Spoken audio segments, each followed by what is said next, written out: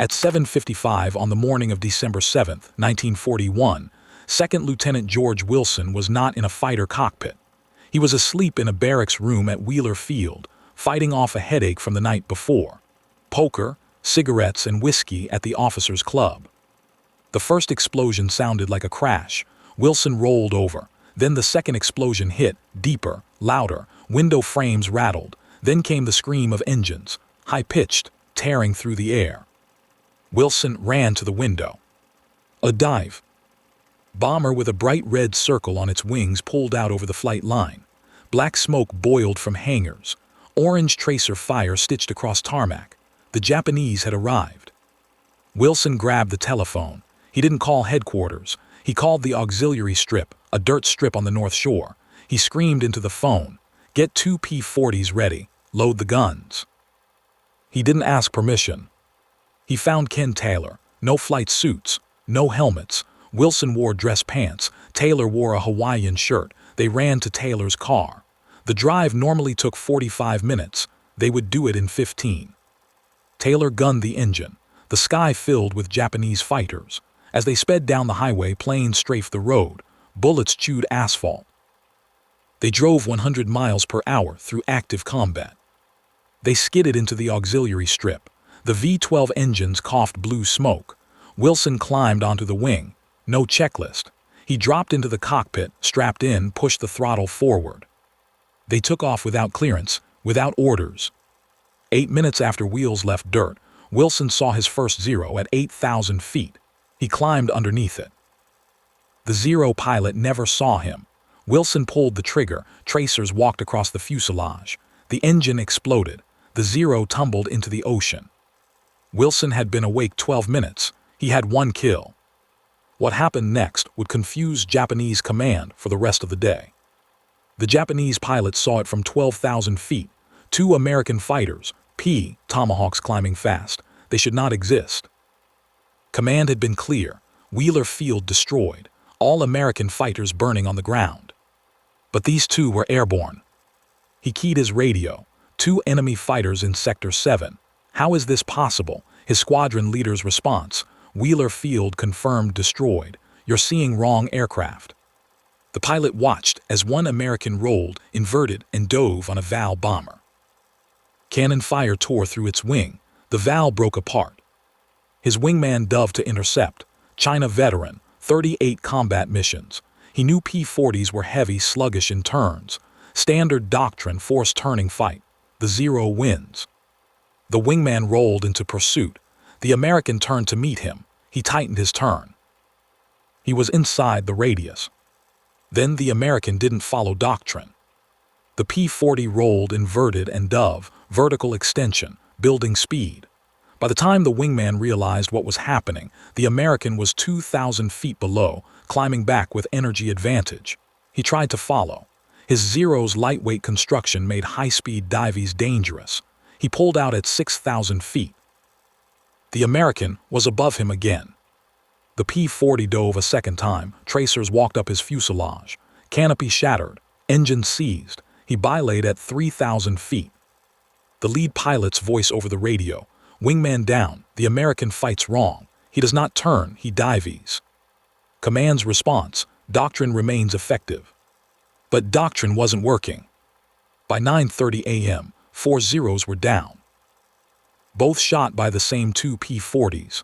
Both pilots reported identical tactics. Americans refused turning engagement. They dove, extended, climbed. Japanese squadrons tried everything. Position above. Threaten wingman. Cut off escape. Standard tactics that worked in China. Nothing worked here. At 10:00 a.m., 6 Zeros intercepted the Americans. 6 against 2. The Zeros dove together. Coordinated attack. Both P-40s broke opposite directions. Dove straight down. The Zeros followed. At 2,000 feet, Americans pulled out. Zeros pulled out at 3,000 feet.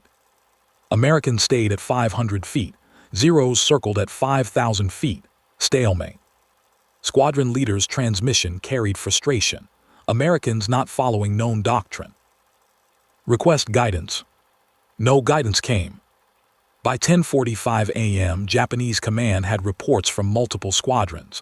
Same observations everywhere: 2 American fighters, unknown origin, non-standard tactics, multiple kills, still airborne. The tactical picture made no sense. Wheeler Field was confirmed destroyed. Intelligence had mapped every American installation, but 2 aircraft weren't accounted for. The intelligence officer reviewed transcripts. The Americans displayed expert energy management, advanced vertical tactics. This suggested high-level training beyond standard Army Air Force's proficiency. He formed his first theory: naval aviators. The logic was sound. Wheeler Field sat 10 miles from Pearl Harbor. When attacks started, Navy pilots could have scrambled to Wheeler, found abandoned Army aircraft, taken off. Naval aviators trained differently, practiced carrier tactics, understood energy management. This explained everything: different training, different doctrine, different tactics. His transmission recommended carrier-based engagement tactics. Strike Commander agreed. 8 fresh Zeros arrived at 15,000 feet, positioned in sun, waited for Americans to climb. 2 P-40s orbited at 500 feet. One started climbing to 8,000 feet. Zero leader signaled, maintain altitude. Do not follow if he dives. P-40 leveled at 8,000 feet, turned east, flying away. Zeros followed at distance. Then P turned back and dove, full power. From 8,000 feet to 500 feet in 20 seconds, pulled out, climbed to 5,000 feet. This wasn't Navy doctrine. Zero leader dove entire squadron. Both P-40s broke hard, nose down, dropped from 5,000 feet to 200 feet in seconds. Zeros couldn't follow that dive angle. When Zeros pulled out, both P-40s were climbing from opposite directions. Energy fighting executed with precision that exceeded even naval instructor standards. Zero leader's transmission refined the assessment. These are instructor-level pilots. The theory evolved. Not just Navy pilots, instructor pilots, training cadre at Pearl Harbor, senior pilots with hundreds of hours who could push P-40s beyond normal limits. But it still didn't explain origin. Where did they take off? Japanese staff ordered search of northern sectors for auxiliary strip. Search aircraft found nothing, just sugar cane and beaches. By 11:45 a.m., both P-40s broke off, turned north and disappeared. The report documented enemy resistance from unknown naval instructor pilots. The theory was logical. Evidence supported it. It was wrong. The Americans landed at 12:10 p.m. at the auxiliary strip, a dirt strip not on any Japanese map. They were not Navy pilots. They were Second Lieutenants George Wilson and Ken Taylor, 23 years old, less than 200 combat hours between them, drunk 8 hours ago, wearing dress clothes. Ground crew stared, both P-40s shot full of holes. Wilson's tail had basketball-sized hole from 20mm shell. Crew chief ran up. "Where did you come from?" "Wheeler Field. We were sleeping." The planes were there because ground crew had left them for gunnery practice 3 days earlier. Wilson had called from Wheeler and ordered them prepped. No authorization requested. American command learned from crew chief's radio call. 2 unauthorized pilots landed in shot-up fighters. Wheeler's response: impossible. All aircraft destroyed. But tail numbers matched aircraft deployed to the North Shore Strip on December 4th. Who gave authorization? They gave themselves authorization.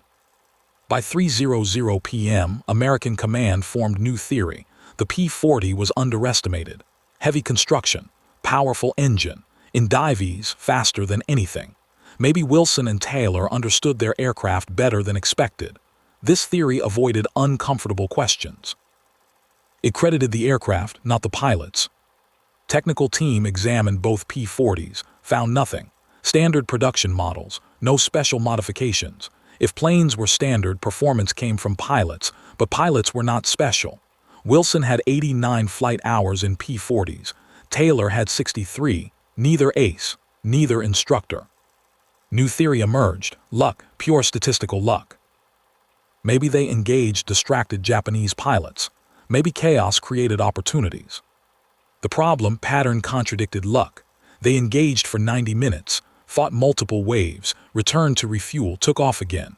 Combined airborne time, over 3 hours. Luck doesn't last 3 hours. Luck doesn't account for 6 confirmed kills. Aircraft theory failed. Luck theory failed. Nobody understood how 2 junior pilots did this. On December 10th, intelligence officers conducted detailed debriefs. The critical question, how did you know to go to the auxiliary strip? Wilson's answer changed everything. We put those planes there 3 days ago. Gunnery practice. We flew 2 P-40s to the auxiliary strip Thursday afternoon, left them overnight, got weekend leave. Planes stayed there fueled and armed. Wilson and Taylor weren't lucky. They had situational awareness command didn't have. They knew about operational aircraft because they had deployed them there 72 hours earlier. But knowing about available aircraft didn't explain the critical decision. Standard protocol required authorization. Contact chain of command. Request clearance. Wait for approval. Wilson didn't contact Wheeler Command. Wheeler was under attack, fires visible, explosions shaking buildings. Calling headquarters meant navigating chain of command during chaos, time they didn't have.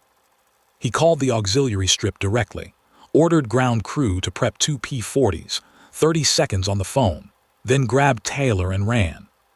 This was the first critical decision. Everyone else waited for orders. Wilson created his own orders. Tactical instructor raised the problem. Taking aircraft without authorization violated regulations. Court-martial offense. Wilson's response, we weren't in peacetime anymore. Japanese settled that at 7:55. The drive to the auxiliary strip presented its own problem. Active combat zone. Japanese strafing roads. Taylor drove 100 miles per hour, bullets chewing asphalt. Every second mattered. The risk calculation was simple. Driving through combat was less dangerous than staying at Wheeler. This decision-making speed became the first lesson. Wilson and Taylor had ability to assess threat, identify option, execute immediately. No hesitation. No waiting for perfect information. But decision-making speed didn't explain the air combat. How did 2 junior pilots hold off multiple squadrons? The answer came down to understanding their aircraft. The P-40 can't turn with a 0. Everyone knew this. Japanese fighters were lighter, more agile. If American pilots tried turn fighting, they lost. That's what happened in China.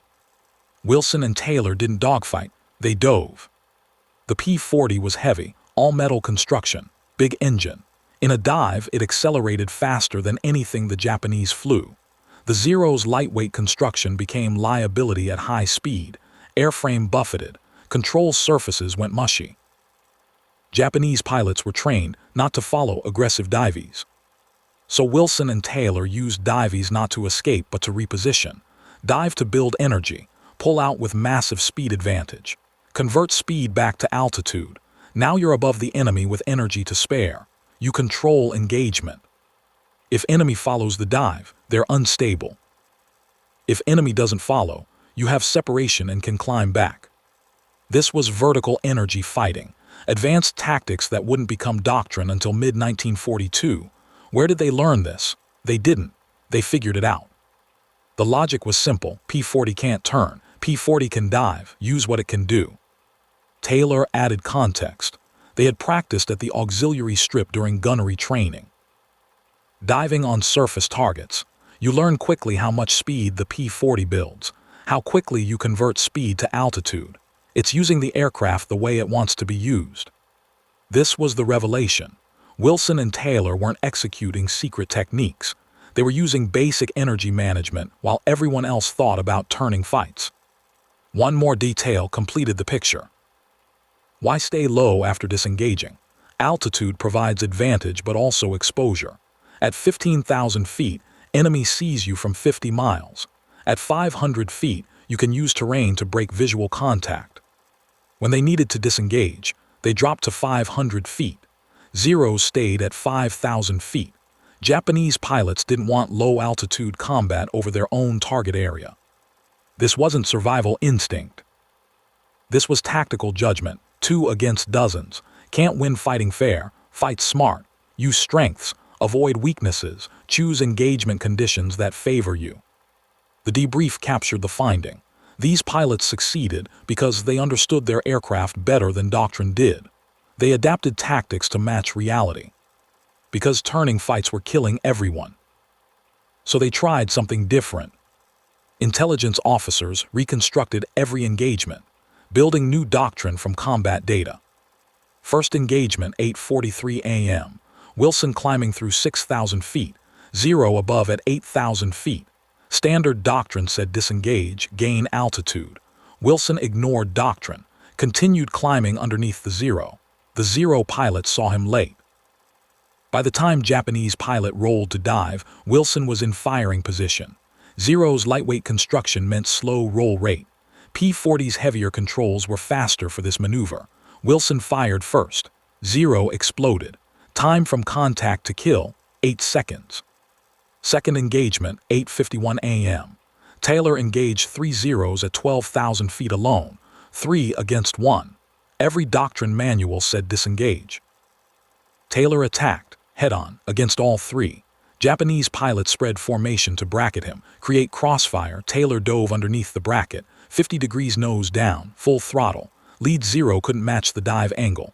Taylor pulled out at 2,000 feet with 200 excess speed, pulled up vertical, reached 8,000 feet before 0's repositioned, then dove on them from above. Selected trailing 0, fired, then dove away before others could coordinate. 3 doctrine violations in 90 seconds, engaged when outnumbered, attacked head-on, broke vertical when protocol said break horizontal. Why? Protocol was written for different aircraft. P-40 isn't a turning fighter, it's a diving fighter. If you follow turning fighter doctrine in a diving fighter, you die. Third engagement, 9:23 a.m., both together, 6 Zeros approaching. Standard doctrine, don't engage when outnumbered 3-1. There were no reinforcements. Wilson called split vertical. They executed a coordinated maneuver never briefed. Wilson broke up. Taylor broke down. 6 Zeros had to choose. 3 went high, 3 went low. This split the numerical advantage. Now 3 against 1 in 2 fights instead of 6 against 2 in 1 fight. Wilson climbed to 15,000 feet with 3 Zeros chasing. Rolled, inverted, and dove. Full power. At 10,000 feet, Wilson doing 400. Zeros doing 350 and struggling. At 5,000 feet, Wilson pulled out. Zeros pulled out at 7,000 feet. Wilson had 2,000 feet separation and 50 advantage. Climbed to 9,000 feet. Now behind them.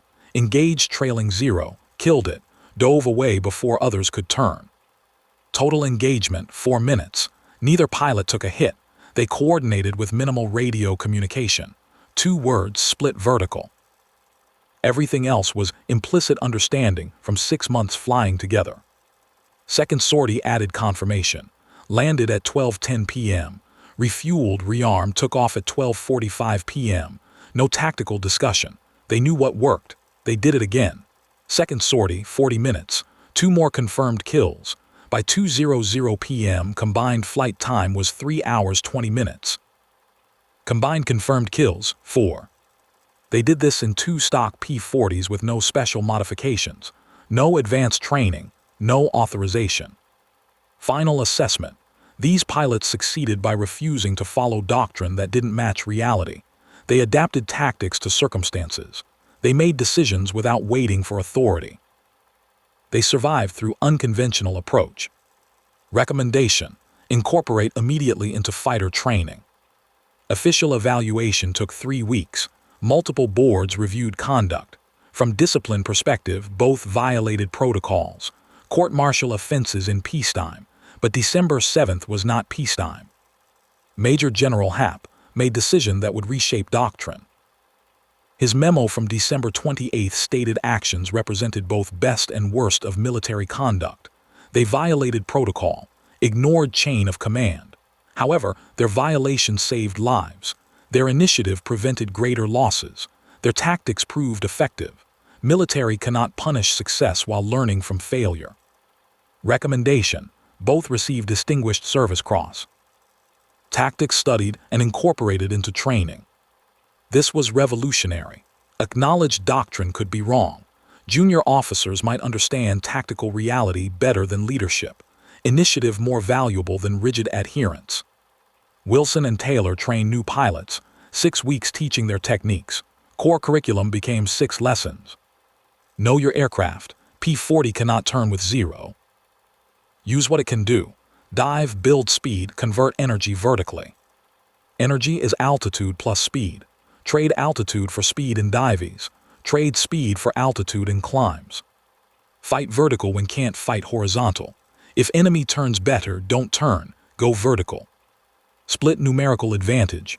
6 aircraft spread are 6 individual aircraft. Split them. Fight one at a time. Disengage is tactic. If conditions wrong, leave. Reset. Come back when conditions favor you.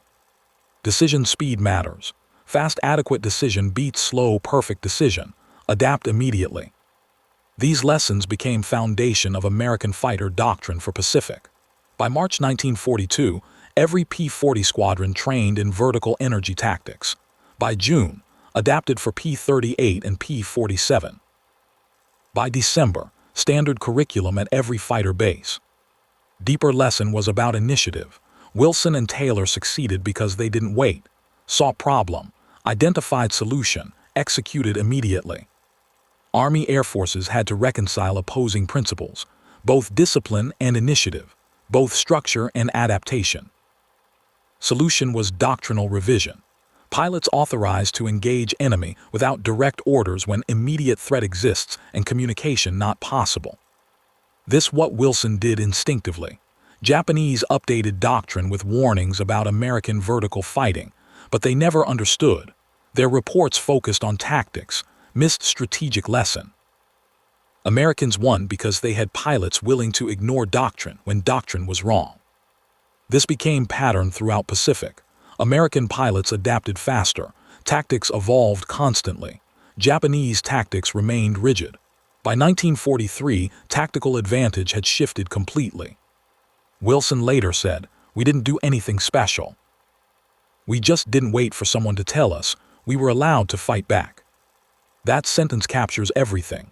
Willingness to act, refusal to wait, understanding that sometimes right answer is answer you create yourself. December 7th proved rigid doctrine kills. Adaptation survives. Japanese followed doctrine perfectly, achieved surprise, devastated fleet. But 2 lieutenants in Taylor's car fought back, because they had any plan at all. And sometimes, any plan executed immediately beats perfect plan that never happens. Final accounting took months. Official U.S. losses, 2,403 killed, 1,178 wounded, 4 battleships sunk, 4 battleships damaged, 188 aircraft destroyed. Japanese losses, 29 aircraft destroyed, 64 killed. But 29 aircraft includes 6 shot down by 2 P-40s flown by pilots who weren't supposed to be airborne. That's 20% of Japanese air losses caused by 2 unauthorized aircraft. Intelligence analysis showed something unexpected. Japanese second wave encountered more resistance. American anti-aircraft fire more coordinated.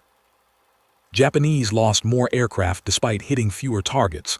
Part was Americans had time to organize, but part was psychological. Japanese pilots saw American fighters, saw resistance, became cautious.